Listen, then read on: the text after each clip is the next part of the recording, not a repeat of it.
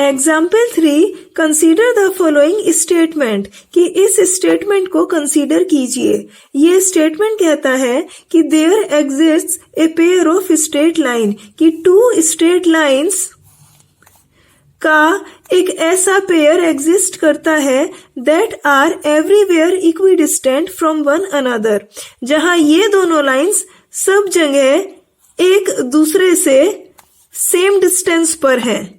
यानी इन दोनों लाइंस के बीच में कहीं भी कोई भी डिस्टेंस मेजर की जाए वो हमेशा सेम ही रहेगी। तो ये कैसे, अब हम इसको समझते हैं। तो इसके लिए अब हम कोई लाइन लेते हैं और इसको कहते हैं लाइन L, और अब इस लाइन के अलावा कहीं कोई एक पॉइंट लेते हैं और इस पॉइंट को कहते हैं पॉइंट P। ये पॉइंट हम कहीं भी ले सकते हैं, यहां ले सकते हैं, यहां भी ले सकते हैं और यहां भी कहीं भी ले सकते हैं। तो अब प्ले फेयर एक्सियम, जो कि यूक्लिड्स फिफ्थ पोस्टुलेट के इक्विवेलेंट है, कहती है कि अगर कोई लाइन L है और कोई ऐसा पॉइंट है जो कि इस लाइन L पर नहीं है, तब इस पॉइंट से होकर एक ऐसी यूनिक लाइन पास होगी। इस लाइन को हम कहते हैं लाइन M, जो कि इस लाइन L के हमेशा पैरेलल होगी। यानी ये जो लाइन M है ये हमेशा पैरेलल होगी लाइन L के। तब अगर लाइन M, इस पे अगर ये पॉइंट P है तो इन दोनों लाइंस के बीच की डिस्टेंस उतनी होगी अगर इस पॉइंट P से इस लाइन L के ऊपर कोई परपेंडिकुलर ड्रॉ किया जाए। यहां इस परपेंडिकुलर की डिस्टेंस है 1.7 सेंटीमीटर। अब ये डिस्टेंस हमेशा उतनी होगी कि अगर हम इस लाइन M पर अगर कहीं कोई और पॉइंट ले लें और उससे इस लाइन L पर अगर परपेंडिकुलर ड्रॉ करें तो तब भी ये जो परपेंडिकुलर है इसकी डिस्टेंस भी आई है सही 1.7 सेंटीमीटर। ठीक इसी तरह अगर हम लाइन L इस पर अगर कोई पॉइंट लें और इससे लाइन M इस पर कोई परपेंडिकुलर ड्रॉ करें तो तब भी हम देखते हैं कि ये जो परपेंडिकुलर है इसकी भी डिस्टेंस सेम है 1.7 सेंटीमीटर। तो यानी यस, जबकि लाइन M और L आपस में पैरेलल हैं, तब एक स्ट्रेट लाइन का ऐसा पेयर एग्जिस्ट करता है जो हमेशा एक दूसरे से इक्विडिस्टेंस होगा, यानी इनके बीच की डिस्टेंस हर जगह सेम ही होगी। तो जो समझा है उसको यहां लिखते हैं।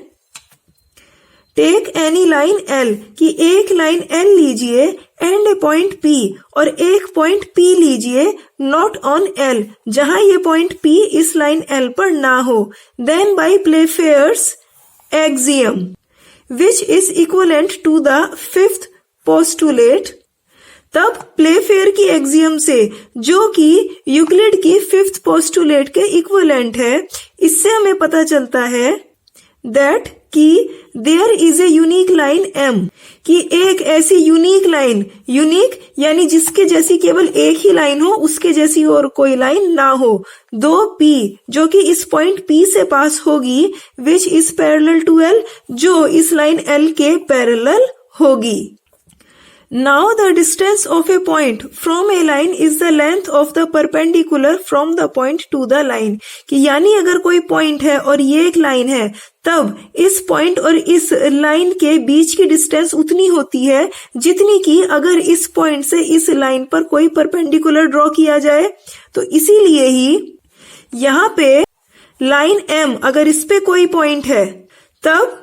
उस पॉइंट से इस लाइन L पर अगर परपेंडिकुलर ड्रॉ किया जाए तो उसकी डिस्टेंस उतनी ही होगी जितनी लाइन M और L इनके बीच की डिस्टेंस है। यानी this distance will be the same, ये डिस्टेंस उतनी ही होगी for any point on M, अगर लाइन M पर कोई पॉइंट है उसकी लाइन L यानी लाइन L से। Any point on L from M, अब की अगर हम लाइन L पर कोई पॉइंट लेकर लाइन M से परपेंडिकुलर ड्रॉ करते हैं तो इस परपेंडिकुलर की डिस्टेंस उतनी ही है जितनी M और L इनके बीच की डिस्टेंस के। So these two lines are everywhere equidistant from one another, यानी ये जो दोनों लाइन है वो हमेशा ही एक दूसरे से इक्विडिस्टेंस यानी सेम डिस्टेंस पर रहेंगी। अब आगे क्वेश्चन में कहा है कि is this statement a direct consequence, consequence मतलब a result of Euclid's fifth postulate, कि ये जो स्टेटमेंट अभी यहाँ पे हमने समझा है क्या ये यूक्लिड्स की फिफ्थ पोस्टुलेट का एक डायरेक्ट रिजल्ट है। तो अब यूक्लिड की फिफ्थ पोस्टुलेट क्या है, ये कहती है कि अगर ये एक लाइन है और ये एक लाइन है और इन दोनों लाइंस को ये एक लाइन कट करती हुई जा रही है, तब इस लाइन के दोनों साइड ये जो इंटीरियर एंगल्स बन रहे हैं, तो जिस साइड इंटीरियर्स एंगल का एडिशन लेस देन 180 डिग्री होता है उस साइड अगर ये लाइंस आगे बढ़ाई जाए तो ये एक दूसरे को कट करती है। जैसे हम अगर इस लाइन की लेफ्ट साइड लें जहां पे एंगल्स हैं 50 डिग्री और 110 डिग्री, तो इनका एडिशन हम देखते हैं है 160 डिग्री जो कि लेस देन है 180 डिग्री से। तो इसीलिए ही इन लाइंस को आगे बढ़ाया जाए तब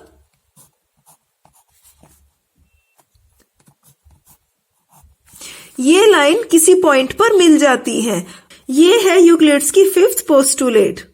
तो अब यहाँ पे हमें दो रिजल्ट और मिलते हैं, जिनमें से फर्स्ट रिजल्ट है कि जिस साइड एंगल्स का एडिशन, जैसे अगर हम इस लाइन के राइट हैंड साइड में एंगल्स का एडिशन निकालें जो कि है 130 डिग्री प्लस 70 डिग्री, ये हमें मिलता है 200 डिग्री। तो क्योंकि ये एंगल का एडिशन ग्रेटर देन है 180 डिग्री से, तो इसीलिए ही अगर इस साइड इन लाइंस को आगे बढ़ाया जाए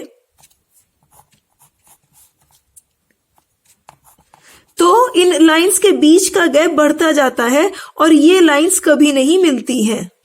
और सेकंड रिजल्ट है कि अगर इन इंटीरियर एंगल्स का एडिशन, जैसे यहां पे 70 डिग्री प्लस 110 डिग्री जो कि एग्जैक्टली इक्वल टू आया है 180 डिग्री के,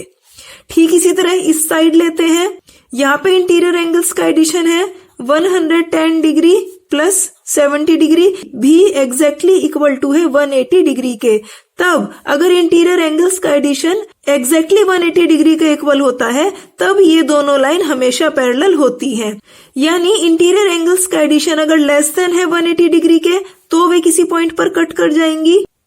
अगर ग्रेटर देन है 180 डिग्री के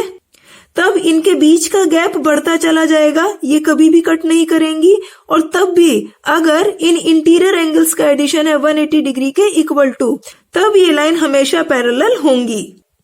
अब प्लेफेयर एक्सियम जो कि इसी यूक्लिड की फिफ्थ पोस्टुलेट के इक्विवेलेंट है,